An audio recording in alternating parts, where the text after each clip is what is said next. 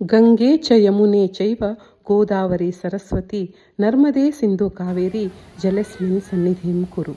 ಇದು ನಮ್ಮ ನಿತ್ಯದ ಪ್ರಾರ್ಥನೆ. ಗಂಗೆಯಷ್ಟೇ ನರ್ಮದೆಯೂ ಪವಿತ್ರಳು. ನಮೋ ನರ್ಮದೆ. ಮಧ್ಯಪ್ರದೇಶದ ಅಮರಕಂಟಕ ಸುಮಾರು ಛತ್ತೀಸ್ಗಢದ ಹತ್ತಿರ ಇದೆ. ಅಲ್ಲಿ ಹುಟ್ಟುವ ನರ್ಮದೆ ಆಕೆ ಎಲ್ಲೆಲ್ಲಿ ಹರಿದು ಹೋಗ್ತಾಳೋ ಜನ ಅಲ್ಲೆಲ್ಲ ಹೋಗ್ಬಿಟ್ಟು ನರ್ಮದಾ ಪರಿಕ್ರಮ ಕೂಡ ಮಾಡ್ತಾರೆ.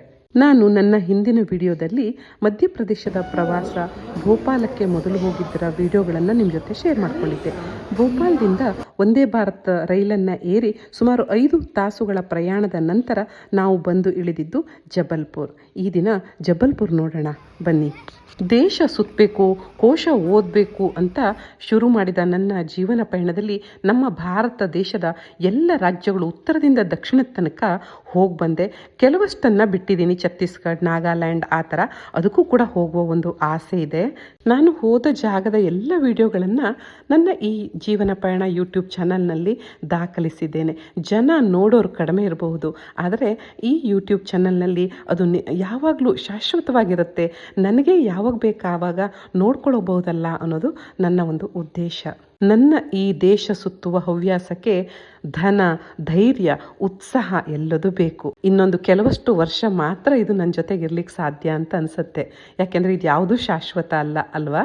ನನ್ನ ವಿಡಿಯೋ ನೋಡುವ ಆತ್ಮೀಯರೆಲ್ಲರಿಗೂ ನಮಸ್ಕರಿಸುತ್ತಾ ಬನ್ನಿ, ನನ್ನ ಜೀವನ ಪಯಣದಲ್ಲಿ ಇವತ್ತು ನರ್ಮದೆಯಲ್ಲಿ ತೇಲಾಡುತ್ತಾ ಜಬಲ್ಪುರವನ್ನು ನೋಡ್ಕೊಂಡು ಬರೋಣ. ಜಬಲ್ಪುರ ನರ್ಮದಾ ನದಿಯ ತಟದಲ್ಲಿದೆ, ಹಾಗಾಗಿ ಸಹಜವಾಗಿಯೇ ಸುಂದರವಾಗಿದೆ. ಇದು ನರ್ಮದಾ ಘಾಟ್. ಇಲ್ಲಿ ಸಂಜೆಯ ಸಮಯ ನರ್ಮದಾ ಆರತಿ ಕೂಡ ನಡೆಯುತ್ತೆ. ರಭಸವಾಗಿ ಹರಿಯುವ ಈ ನರ್ಮದೆಯ ತಟದಲ್ಲಿ ಸುಂದರವಾದ ಅಮೃತ ಶಿಲೆಗಳನ್ನು ನಾವು ಕಾಣಬಹುದು. ಹಾಗಾಗಿ ಅಮೃತ ಶಿಲೆಯ ಕೆಲವಷ್ಟು ಸಾಮಾನುಗಳು, ಈಶ್ವರಲಿಂಗ, ದೇವತಾ ಮೂರ್ತಿಗಳನ್ನು ಇಲ್ಲಿ ಸುಂದರವಾಗಿ ಕೆತ್ತಿರೋದನ್ನು ನಾವು ನೋಡಬಹುದು. ಜಬಲ್ಪುರದಲ್ಲಿ ಸಾಮಾನ್ಯ ಬೆಳಗಿನಿಂದ ಸಂಜೆ ತನಕ ಒಂದು ದಿನ ನಾವು ಸುತ್ತಾಡಿದ್ರೆ ಎಲ್ಲ ಇಂಪಾರ್ಟೆಂಟ್ ಜಾಗಗಳನ್ನು ನೋಡ್ಕೊಂಡು ಬರ್ಬೋದು. ಮುಖ್ಯವಾಗಿ ಚೌಸಾತ್ ಯೋಗಿನಿ ಮಂದಿರ ಅಂತ ಹೇಳ್ತಾರೆ. 64 ಯೋಗಿನಿಗಳಿರ್ತಕ್ಕಂತಹ ಸುಂದರವಾದ ಒಂದು ದೇವಸ್ಥಾನ. ಅದಾದಮೇಲೆ Bheda Ghat, Dhuandhar Ghat, Madan Mohan palace, balancing rock, ಹೀಗೆ ಇದು ಚೌಸಾತ್ ಯೋಗಿನಿ ಮಂದಿರ.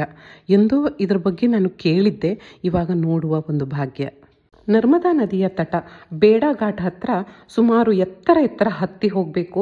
ಒಂದು ಗುಡ್ಡದ ಮೇಲೆ ಗೋಲಾಕಾರವಾಗಿ ನಿರ್ಮಾಣ ಮಾಡಿದಂತಹ ಈ ಒಂದು ಸುಂದರವಾದ ದೇವಸ್ಥಾನವನ್ನು ಗೋಲವಾಗಿರೋದ್ರಿಂದ ಗೋಲಕ್ ಮಾತಾ ಮಂದಿರ ಅಂತ ಕೂಡ ಕರೀತಾರೆ. 64 ಯೋಗಿನಿಯರು, ಗಣೇಶ, ಶಿವಪಾರ್ವತಿಯರು, ಹೀಗೆ 80ಕ್ಕೂ ಹೆಚ್ಚಿನ ಕಲ್ಲಿನಲ್ಲಿ ಕೆತ್ತಿದಂತಹ ಸುಂದರವಾದ ಮೂರ್ತಿಗಳನ್ನು ಕಾಣಬಹುದು. ಸುಂದರ ವಿಭಿನ್ನ ವಾಸ್ತುಶಿಲ್ಪವನ್ನು ಹೊಂದಿರತಕ್ಕಂಥ ಈ ಮಂದಿರ ನಿಜವಾಗ್ಲೂ ಯಾರು ಇತಿಹಾಸ, ಸಂಸ್ಕೃತಿ, ಆಧ್ಯಾತ್ಮವನ್ನು ಇಷ್ಟಪಡ್ತಾರೆ ಅವರಿಗಂತೂ ಒಂದು ಸ್ವರ್ಗಕ್ಕೆ ಬಂದ ಹಾಗೆ ಅನಿಸುತ್ತೆ. ಅಷ್ಟು ಪ್ರಶಾಂತವಾಗಿದೆ, ಅಷ್ಟು ಸುಂದರವಾಗಿದೆ, ಮನಮೋಹಕವಾಗಿದೆ ಇಲ್ಲಿನ ವಿಗ್ರಹಗಳು. ಕಾಲಿನ ಗೆಜ್ಜೆ, ನೆಕ್ಲೆಸ್ಸು, ಆ ಆಭರಣಗಳ ಕುಸುರಿ ಕೆತ್ತನೆಯನ್ನು ನೋಡಿ ಎಷ್ಟು ಚಂದವಾಗಿದೆ. ದೇವಿಯನ್ನು ವಿರೂಪಗೊಳಿಸ್ಬಿಟ್ಟಿದ್ದಾರೆ, ಕತ್ತರಿಸ್ಬಿಟ್ಟಿದ್ದಾರೆ. ಆದರೂ ಕೂಡ ಆ ದೇವಿಯಲ್ಲಿ ಒಂದು ಘನತೆಯನ್ನು ನಾವು ನೋಡಬಹುದು. ಸುಮಾರು 10ನೇ ಶತಮಾನದಲ್ಲಿ ಕಲ್ಚೂರಿ ರಾಜವಂಶಸ್ಥರ ರಾಜನಾಗಿದ್ದಂತಹ ಯುವರಾಜ ಅಲ್ಲಿಯೇ ಲೋಕಲಾಗಿ ಸಿಗ್ತಕ್ಕಂತಹ ಗ್ರಾನೈಟ್ ಕಲ್ಲುಗಳನ್ನು ಬಳಸಿ ಈ ಒಂದು ಸುಂದರವಾದ ಮಂದಿರವನ್ನು ನಿರ್ಮಾಣ ಮಾಡ್ದ ಅಂತ ಹೇಳಲಾಗುತ್ತೆ. ಆ 9-10ನೇ ಶತಮಾನದ ಟೈಮ್ನಲ್ಲಿ ಯೋಗಿನಿ ದೇವತೆಗಳ ಆರಾಧನೆಯನ್ನು ತುಂಬ ಜನ ಮಾಡ್ತಾ ಇದ್ರು. ಹಾಗಾಗಿ ಇದರ ನಿರ್ಮಾಣ ಮಾಡಲಾಯಿತು ಅಂತ ಕೂಡ ಹೇಳಲಾಗುತ್ತೆ. ಈ ಒಂದು ರಾಜವಂಶಸ್ಥರ ನಂತರ ಬಂದ ದೊರೆಗಳು ಈ ಮಂದಿರಕ್ಕೆ ಅಷ್ಟೊಂದು ಪ್ರಾಮುಖ್ಯತೆ ಕೊಟ್ಟಿರಲಿಕ್ಕಿಲ್ಲ. ನಿರ್ವಹಣೆಯ ಕೊರತೆ ಆಗಿರಬಹುದು. ನಂತರದ ದಿನಗಳಲ್ಲಿ ಈ ಒಂದು ಮಂದಿರ ಎಲ್ಲ ವಿಗ್ರಹಗಳು ವಿರೂಪಗೊಂಡಿದೆ. ಇದೇನಾದರೂ ಇದ್ದಿದ್ದರೆ ಇದು ನಮ್ಮ ದೇಶದ ಒಂದು ವಾಸ್ತುಶಿಲ್ಪದ ಒಂದು ಉನ್ನತಿಯನ್ನು ತೋರಿಸ್ತಾ ಇತ್ತು.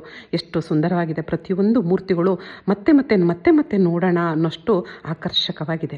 ನಮ್ಮ ಸಂಸತ್ ಭವನದ ನಿರ್ಮಾಣಕ್ಕೆ ಈ ಮಂದಿರಗಳೇ ಸ್ಫೂರ್ತಿ ಅಂತ ಕೂಡ ಹೇಳಲಾಗುತ್ತೆ.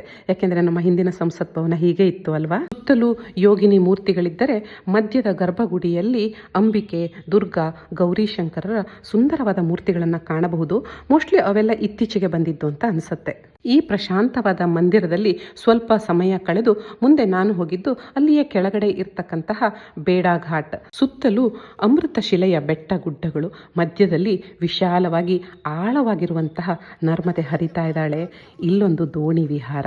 ನಾವಿಕ ಹೇಳುವ ಇಲ್ಲಿಯ ಕತೆಗಳು, ಇಲ್ಲಿ ಯಾವ ಪಿಕ್ಚರ್ನ ಚಿತ್ರೀಕರಣ ಆಗಿದೆ ಅದನ್ನೆಲ್ಲ ಹೇಳ್ತಾ ಇರ್ತಾನೆ. ಕೇಳ್ತಾ ಆನಂದವಾಗಿ ತೇಲಾಡೋದು ಒಂದು ಸುಮಧುರವಾದ ಅನುಭವ. ಬನ್ನಿ ನರ್ಮದೆಯಲ್ಲಿ ತೇಲಾಡ್ಕೊಂಡು ಬರೋಣ.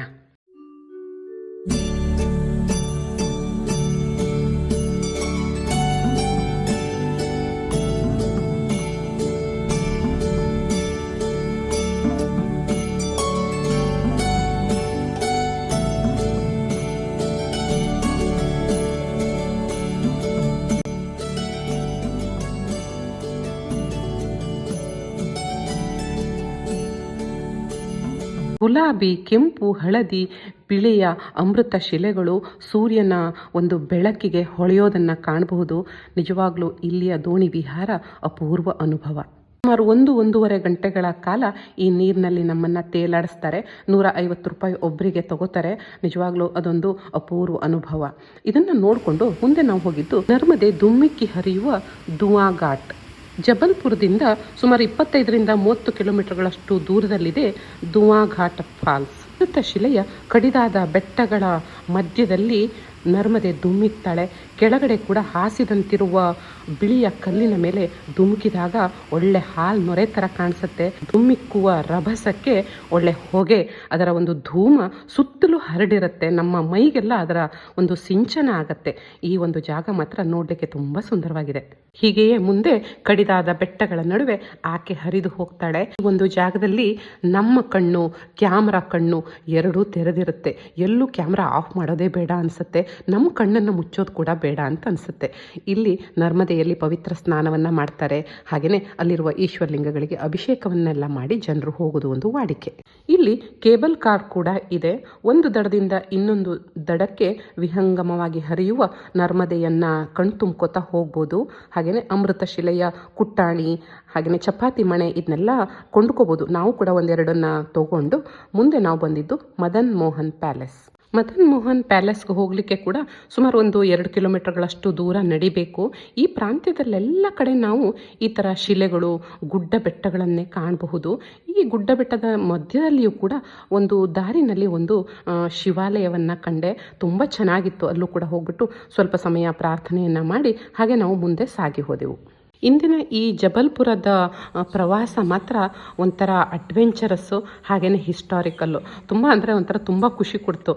10,000ಕ್ಕೂ ಹೆಚ್ಚು ಸ್ಟೆಪ್ಸು ನಡೆದಿದ್ದೆ ಅಂತಂದರೆ ಮೇ ಬಿ ಒಂದು 10 ಕಿಲೋಮೀಟರ್ಗಳಷ್ಟು ದೂರ ನಡೆದಿದ್ವಿ ನಾವು ಈ ಒಂದು ಪ್ರವಾಸದಲ್ಲಿ. ಜಬಲ್ಪುರ ಒಂದು ದಿನದಲ್ಲಿ ನೋಡಿ ಮುಗಿಸಬಹುದು, ಆದರೆ ನಮಗದು ಗೊತ್ತಾಗಿರಲಿಲ್ಲ. ಹಾಗಾಗಿ ನಾವು 2 ದಿನ ಒಂದು ಉಳಿಯೋ ಪ್ಲ್ಯಾನ್ ಮಾಡಿಕೊಂಡು ಬಂದಿದ್ವಿ. ಆದರೆ ಒಂದೇ ದಿನದಲ್ಲಿ ನಮ್ಮ ಸೈಟ್ ಸೀಯಿಂಗ್ ಎಲ್ಲ ಮುಗಿದೋಯ್ತು. ಮತ್ತು ಮರುದಿನ ಸುಮ್ಮನೆ ನರ್ಮದೆಯ ತಟದಲ್ಲೆಲ್ಲ ಸ್ವಲ್ಪ ಹೊತ್ತು ಓಡಾಡ್ಕೊಂಡು ಬಂದ್ವಿ. ಇದೇ ಮದನ್ ಮೋಹನ್ ಪ್ಯಾಲೇಸ್. ಇದನ್ನು ಪ್ಯಾಲೇಸ್ ಅಂತ ಕರೀತಾರೆ, ಆದರೆ ಇದು ನಿಜವಾಗ್ಲೂ ಪ್ಯಾಲೇಸ್ ಅಲ್ಲ ಅಂತೆ. ಇದು ಆಗಿನ ಕಾಲದಲ್ಲಿ ರಾಜ ಮನೆತನದ ಮಿಲಿಟ್ರಿ ಅವರು ಇರ್ತಕ್ಕಂಥ ಒಂದು ಜಾಗ ಆಗಿತ್ತಂತೆ. ಈ ಒಂದು ಜಾಗ 100 ವರ್ಷಗಳ ಕಾಲ ರಾಜ್ಯವನ್ನಾಡಿದ ಅಂದಿನ ರಾಜ್ಯವಂಶಸ್ಥರ ಒಂದು ಸಾಕ್ಷಿಯಾಗಿ ನಿಂತಿದೆ. ಈಗ ಅಂತೂ ಇದು ಪೂರ್ತಿ ಕಾಡಿನಿಂದನೇ ಆವೃತ್ತಾಗಿದೆ. ಸುಮಾರು 11ನೇ ಶತಮಾನದ ಒಂದು ಕೋಟೆ ಇದು ಅಂತ ಹೇಳ್ತಾರೆ. ಇದನ್ನು ನೋಡಿಕೊಂಡು ಮತ್ತೆ ನಾವು ಅಲ್ಲೇ ಸ್ವಲ್ಪ ಕೆಳಗಡೆ ಇರುವಂತಹ ಬ್ಯಾಲೆನ್ಸಿಂಗ್ ರಾಕ್, ಇಲ್ಲಿ ಕಲ್ಲುಗಳು ಒಂದರ ಮೇಲೊಂದು ಯಾವುದೇ ಒಂದು ಸಪೋರ್ಟ್ ಇಲ್ಲದೆ ನಿಂತಿರೋದನ್ನು ನೋಡಿದ್ರೆ ಅದೊಂಥರ ಆಶ್ಚರ್ಯ. ಇದು ಕೂಡ ಈ ಜಬಲ್ಪುರದ ಒಂದು ಸೈಟ್ ಸೀಯಿಂಗ್ ಜಾಗ. ಇದನ್ನೆಲ್ಲ ನೋಡಿಕೊಂಡು ಒಂದು ದಿನ ಸ್ವಲ್ಪ ಇಲ್ಲಿ ರಿಲ್ಯಾಕ್ಸ್ ಆಗಿದ್ಕೊಂಡು ಮತ್ತೆ ನಾವು ಮುಂದೆ ಝಾನ್ಸಿ ಹೋಗ್ಬಿಟ್ಟು ಝಾನ್ಸಿಯಿಂದ ಓರ್ಚಾ ಹೋದ್ವಿ. ಆ ಒಂದು ವಿಡಿಯೋಗಳನ್ನ ತೊಗೊಂಡು ಮತ್ತೆ ನಿಮ್ಮ ಮುಂದೆ ಬರ್ತೀನಿ. ಈ ನನ್ನ ಪ್ರಯತ್ನ ನಿಮಗೆ ಇಷ್ಟ ಆಯಿತು ಅಂತ ಅಂದ್ಕೋತೀನಿ. ನನ್ನ ಜೀವನ ಪಯಣಕ್ಕೆ ಜೊತೆಯಾಗಿದ್ದಕ್ಕೆ ಧನ್ಯವಾದಗಳು. ಲೈಕ್, ಶೇರ್, ಸಬ್ಸ್ಕ್ರೈಬ್ ಮಾಡೋದನ್ನು ಮರಿಬೇಡಿ. ಜೊತೆ ಇರಿ. Thank you.